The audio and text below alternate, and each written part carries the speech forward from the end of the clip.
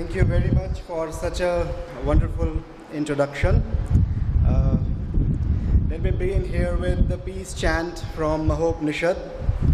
Om Sarve Bhavantu Sukhinah Sarve Santu Niramayah Sarve Bhadrani Pashyantu Ma Kaschat Dukkha Bhag Bhavet Om Shanti Shanti. That translates as, may all be happy, may all be free from the diseases, may all realize what is auspicious, may none become subject to misery. Om, peace, peace, peace. Namaste Varanasi. No reply. Namaste Varanasi. More louder. Namaste Varanasi. Yes, that's the spirit. So, a very pleasant morning to everybody. I extend my heartfelt respect to each one of you, and with a special mention of Dr. Mahima Singh and Dr. Indrajit ji, I am endlessly grateful to you for bringing me here, and I know you are the driving force behind this event that made it possible. And of course, a sincere thanks to the dedicated team of PGTAV College, the principal who is not physically around, and the managing committee for orchestrating this international conference and inviting all of us to participate.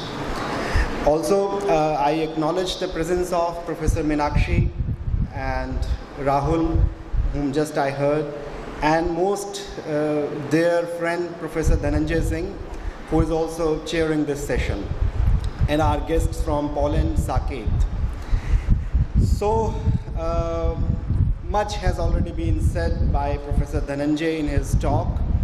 I think in such a elegant manner, he has exposed the toxicity of colonial arrogance. And I think that was the real framework that he has provided. Nothing more to add on, sir. But with your permission, I chose the subject which is a particular favorite of mine, and it is about the narratives of diversity in Bharat. I deliberately use the term Bharat instead of the word India. So diversity, which has stemmed from oneness, is the verily source of spiritual knowledge. And it is the foundation of our moral fabric. There are texts that systematize the teachings of diversity. So when you learn from them, various issues arise out. In fact, I believe these texts deal with a variety of topics, albeit the same ultimate reality is called by different names, different formats, and different paradigms to drive the same message. So some of you may be new to this learning, but one advantage you have in this today's session, that it's all the same. So, they say it's like an ocean. Wherever you touch, dip and taste, it has the same salty taste. So wherever you have tasted the diversity of Bharat, it has the same taste. So if you miss lectures or readings or narratives of Bharat earlier, doesn't matter. I'm going to say the same record anyway, and that's the beauty of it. It pounds it onto us, our limitless nature, and our continuously points out to the right direction. So let's catch up. As it starts by telling us that Bharatiya tradition, which encompasses boundless knowledge and enduring nature, enhances spiritual and intellectual prose. And exploring this knowledge uncovers captivating and momentum facets.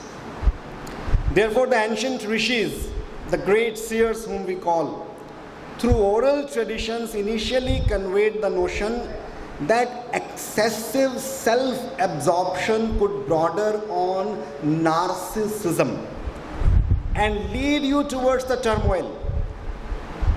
The Rishi beautifully declares in Ishonopanishad Verse 1, one of the formats to seek answer to our questions, and it goes as Isha Vasyam Sarvamidam Yat Kin Jagat Yam Jagat Tena Taktena Bhunjita Magradham Kasya Swavidhanam, which precisely means that by the Isha, Isha is Lord here, by the Isha enveloped must this all be. We are all the manifestation, that means whatever moving thing there is in the moving world, with this renounced, thou must enjoy. Covet not the wealth of anyone at all, unquote. So this is the moral framework, let's say. And interestingly, Bharatiya society predominantly thrived on reciprocal altruism. And to attain truth, please understand, these rishis advocated a doctrine of love. They taught humanity that the ultimate of goal should be the zenith of moral excellence. That should be the ultimate goal. These are all material things that we are doing. It's just a way to reach there.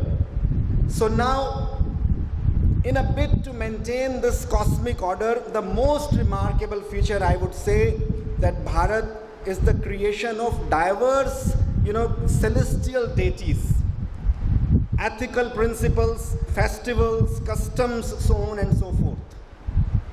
And regardless of the socio-cultural needs, these devtas, avatars, deities, the prevailing belief was that they manifested a singular power. And therefore, Friedrich Max Müller, during his Gifford lectures, stated that these deities were, I quote, these deities were the agents postulated behind the great phenomena of nature, such as fire, water, rain, the sun, storms, etc., unquote. Not my words, Friedrich Max Müller. As a result, Bharat has captivated and cultivated a remarkable versatility and diversity, incorporating a broad spectrum of rituals, customs, prayers, long list, exhaustible list.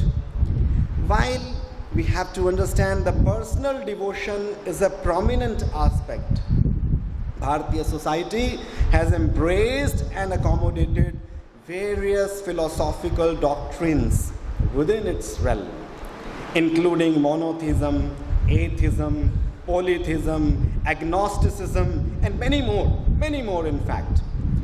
Most importantly, we upheld the social values of reverence.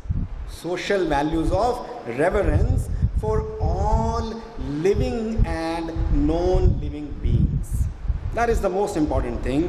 What is even more noteworthy here is this approach of respecting everybody's faith, ritual, custom, and even diverse interpretations transcended the realm of mere concepts and became a widespread practice.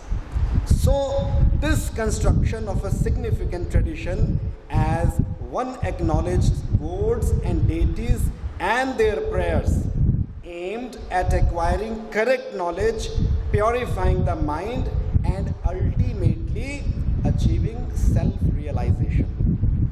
So in this reverie, the Rishi, in the most important text, the canonical text called Yajurveda, apprises to follow the path of righteousness. I quote verse 34 of Yajurveda 6. May, O Lord, the controller of the universe, may my mind, which is like a driver who can swing the horses around in all directions, is seated in the heart, possessed of great activity and extreme energy, restrain all the senses from treading the path of wickedness, and always direct them in the path of righteousness. May thou, O Lord, of thy kindness, grant me this prayer, unquote. A very beautiful statement of Yajurveda. So the Hindu society, the Bharatiya society is a darshan. And darshan is well defined by Professor Dhananjay yesterday in his talk, so I would not go into that. So it's a darshan, a philosophical realm that has undeniably expanded through the evolution of exceptional doctrines, sects, cult, what Rahul mentioned in his speech, rarely paralleled elsewhere in the world, rarely paralleled. I mean, you would not find such diversity anywhere. So within this expansive framework, a multitude of traditions such as Shaivites, Vaishnavites, Shaktism, Nath, Sahaj, Astik, Nastik, Sikhi, Ravidas, Charvak, Polycentric, Synthetic, and so on. I mean, the list is long. Dadu, Panthi, to many more. But they all thrived within this social moral fabric. And this diversity ultimately contributed, I underline this, to the sense of cultural unity. So that is the crux of this international conference, that we are not a divided culture. We are not a nation state. It's a cultural unity. And therefore, what truly stood out in this rich tapestry was the enduring tradition of dialogues, interactions among the diverse community, as aptly observed by Hittelberg in a Routledge published book, The Religious Traditions of Asia. I quote from the book, and the book says, "The emerging of Hinduism was forged in the context of continuous interactions with heterodox religious thoughts in the history and with foreign people, including Yavans or Greeks and Shaks," unquote. So this is again the foreign author who says.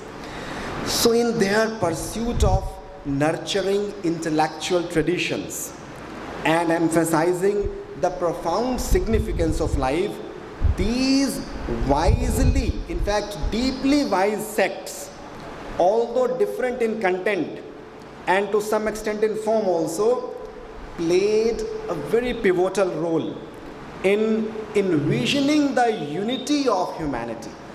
That's the unity of humanity. So each sect within Bharat provided a glimpse into the quest of universal truth and self-discovery. Realize, who am I?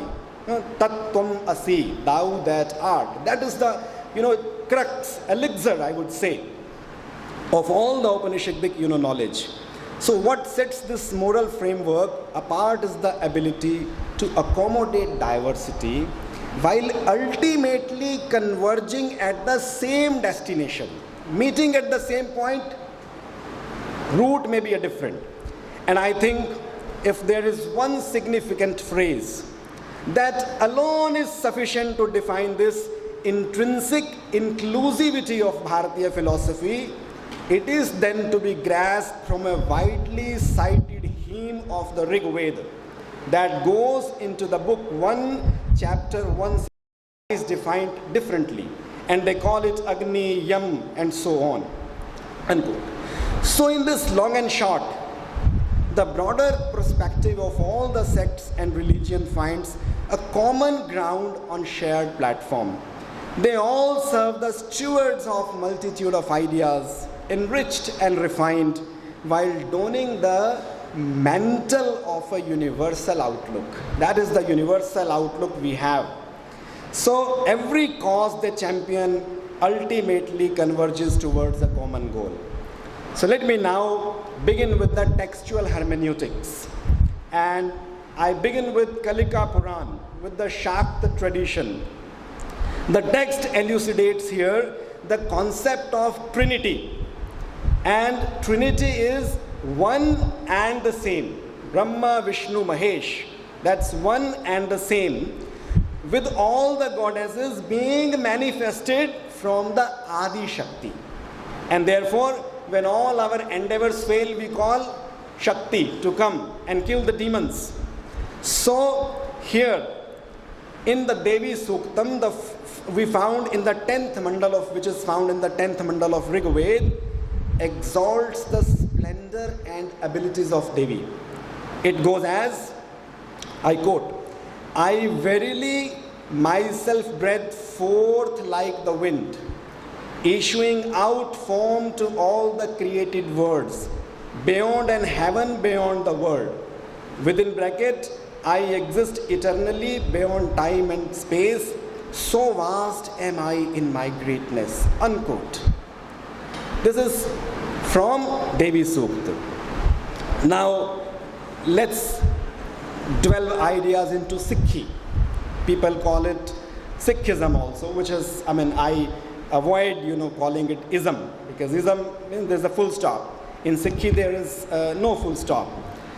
So the foremost sacred text, or the Guru, the master, that leads us to the path of knowledge, is known as Shri Guru Granth Sahib. And it upholds the profound verse. And the profound verses, let me chant it.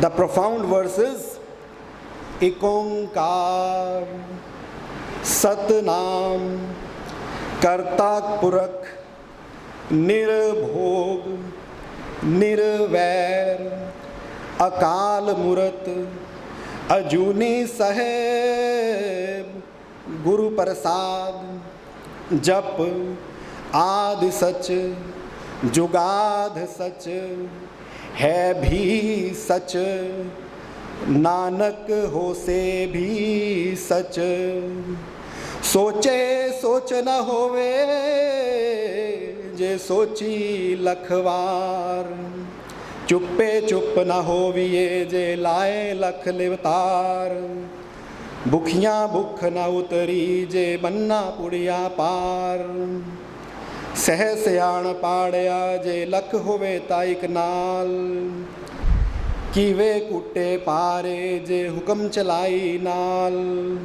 Nanak लिखया नाल. Now, you see what does it mean? What a tremendous verse this emphasizes, This tells us the existence of the one supreme being. And let me translate. I quote, there is only one God. His name is true. He is the creator. He has no fear. He has no hate.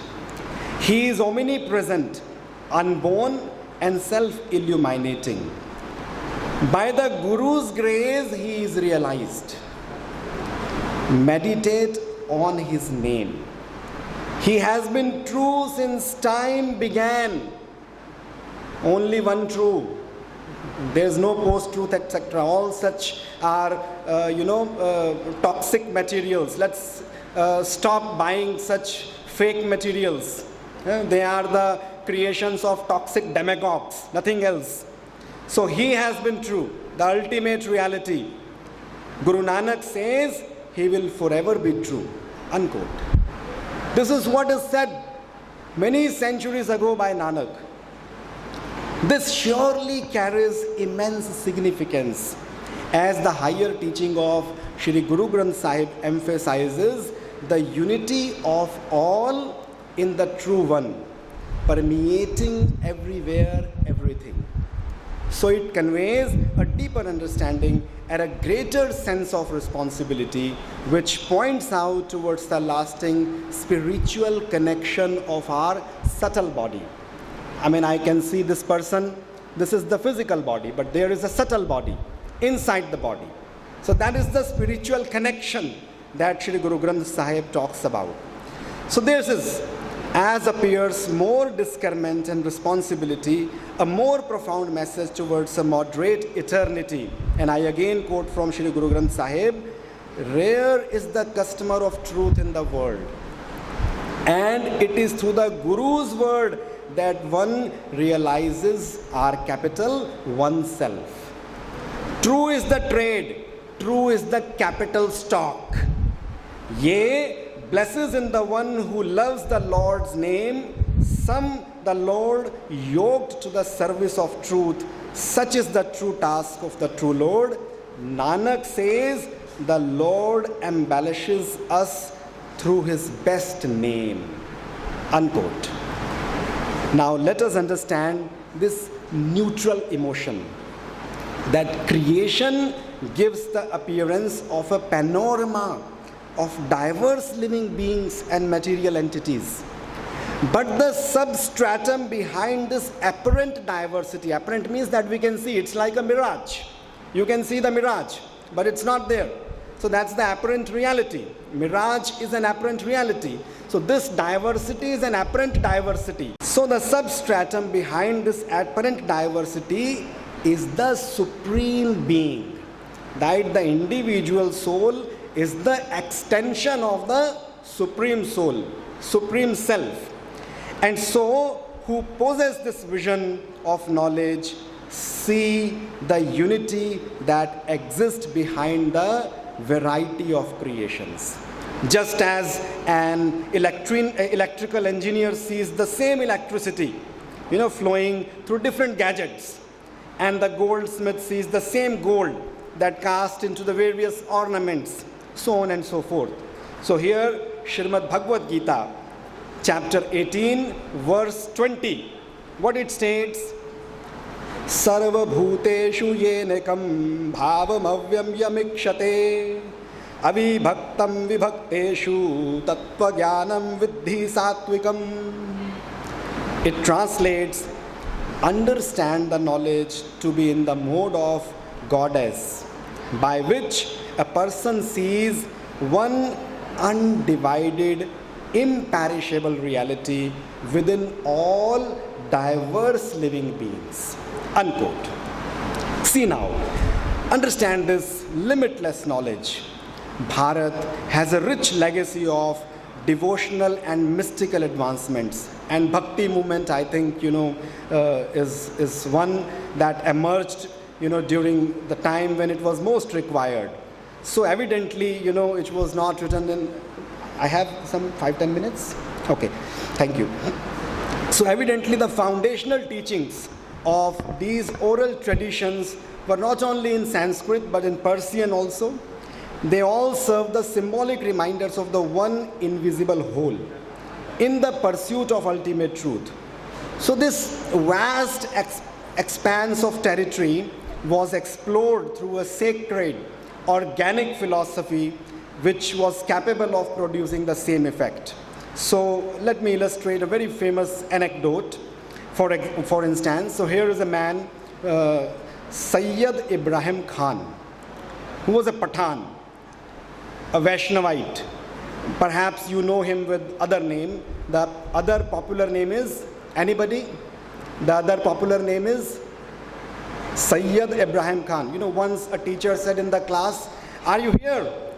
And students said, "Yes, we are right behind you. So be with me, not behind me."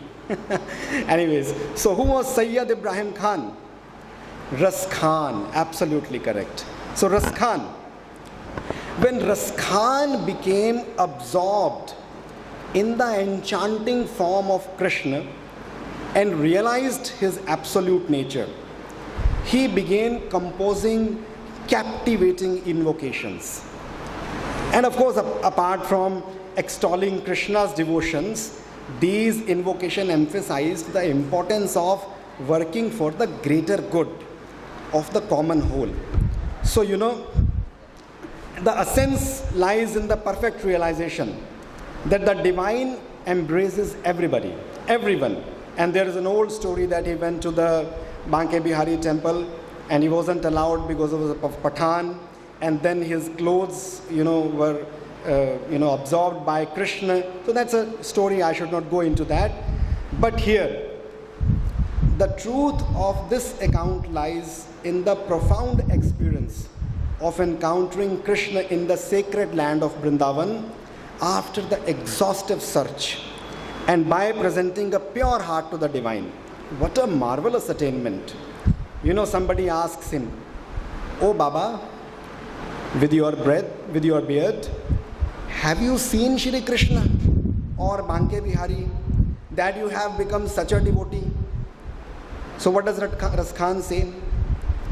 Ras Khan says, "Brahma mein dhundeo puranan ganan वेद ऋचा सुनी चौगुने चायन, बहुत से आपके वेद पढ़ लिए, आपकी ऋचाएं पढ़ ली, सब सुन लिया।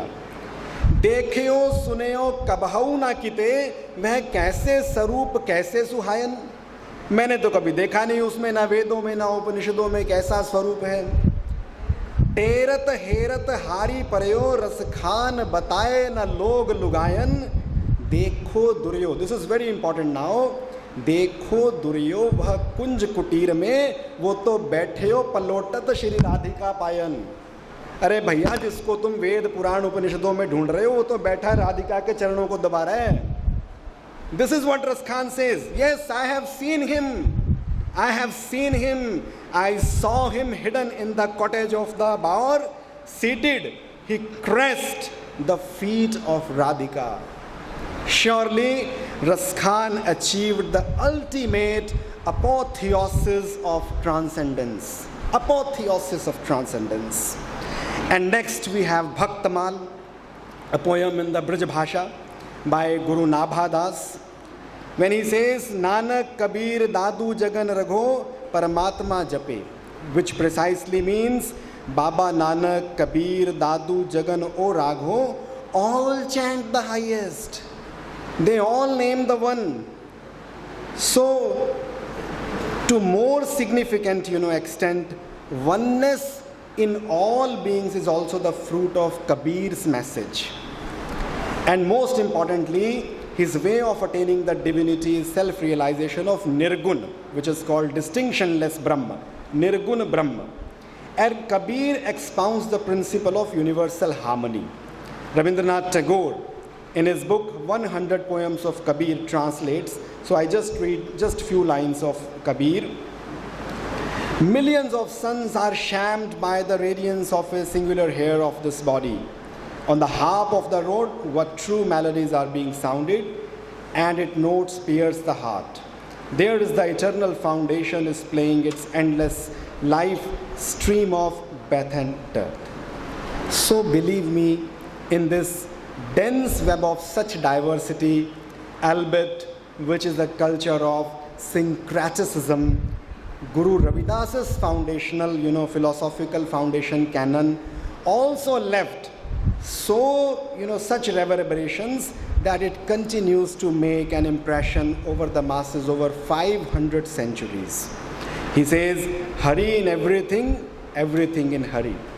जात पात पूछे नहीं कोई, हरि को भजे सो हरि का होई. कहाँ है caste discrimination? He says this. No, you believe that when the other is Hari, there is no caste discrimination at all. Then he says, मन चंगा तो कठौती में Ganga. This is in the land of Varanasi that he said. Blessed be the pure mind, not needed a ritualistic bath. The sacred Ganges descended to his path. अपने आप ही चलकर आ जाएगी Ganga. This is what he says.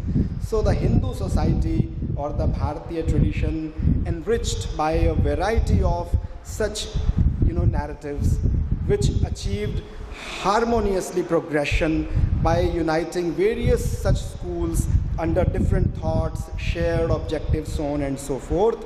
So a significant part of this unity stemmed from a willingness to embrace diverse points of views, opinions, beliefs and notions while still preserving the core principles.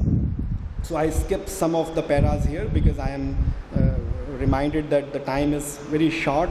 And there's finally one expression that comes again from Ishanopanishads verse 6 that says, Yastu sarvani bhutani atma yev anupashyanti sarva bhuteshu chachatmanam tato cha vijuguptase. That means the wise man who perceives all beings as not distinct from his own self at all, and his own self at the very self of being, he does not by the virtue of perception hate anybody. So there is a long commentary of Acharya Ranganathan on this, which I shall not go, and I would just now conclude. What is the secret behind this enduring and diverse cohesion that has preserved throughout the ages, firmly rooted in its inland position that has accommodated a plethora of divergent sentiments? Many Vedic rishis grasped the universal law, realized it, emphasized the oneness of truth as singular and unique. So this history reminds us the legacy of coexistence, cooperation among diverse clans, each possessing different organizational principles and traditions, yet existing harmoniously within a liberal and shared territory. So was the liberal. The concept that the supreme, higher than the high imperishable, is worshipped by many names has never been a complex argument for us, in fact, and the ultimate goal of all paths pursued to the individuals in the eternal quest of truth, moksha, salvation, whatever name you give it to. And we are being taught through the transmission of the Rig Veda now, which is the essence, beautifully encapsulates the universal human spirit by recognizing all beings as a part of one. So, therefore, all sources and forms should foster syncretic relationship in their quest of the divine. And believe me, this is the last punch. The last punch is the entire knowledge is at one side. एक minute के लिए आप सब थोड़ा सा in grasp कीजिए. What I am trying to say is just understand it. These digital, interventions often, make us to understand the reality.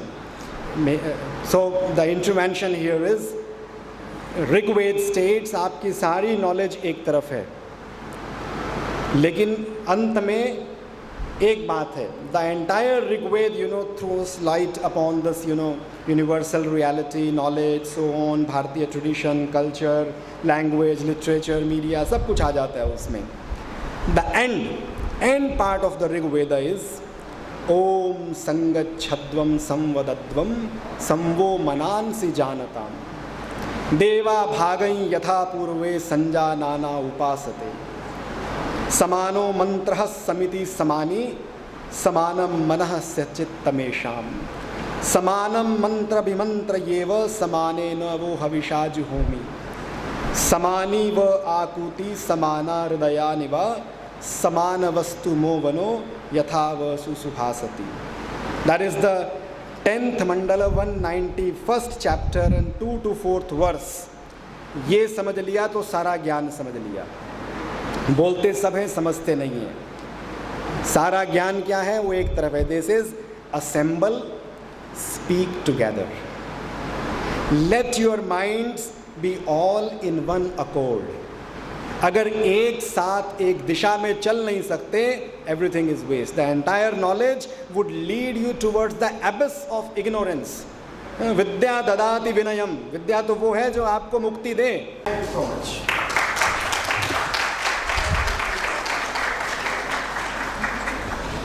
Thank you, Varun sir.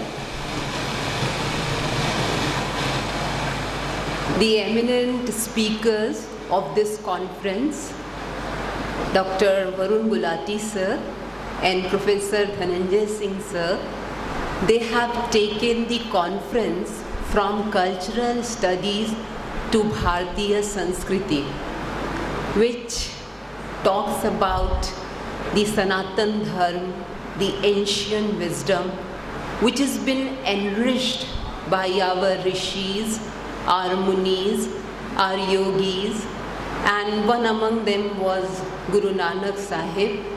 Beautiful verse sir has quoted. And the modern yogi is, with which we are well aware, that is Sri Aurobindo, who said that man is evolutionary being. His journey is from man to Superman. And in his great epic, he predicted how the world will be. So I'm just quoting few lines from his epic Savitri that will summarize the talks, that is about Bharatiya Sanskriti. Earth shall be made a home of heaven's light. A seer heaven born shall lodge in human breast.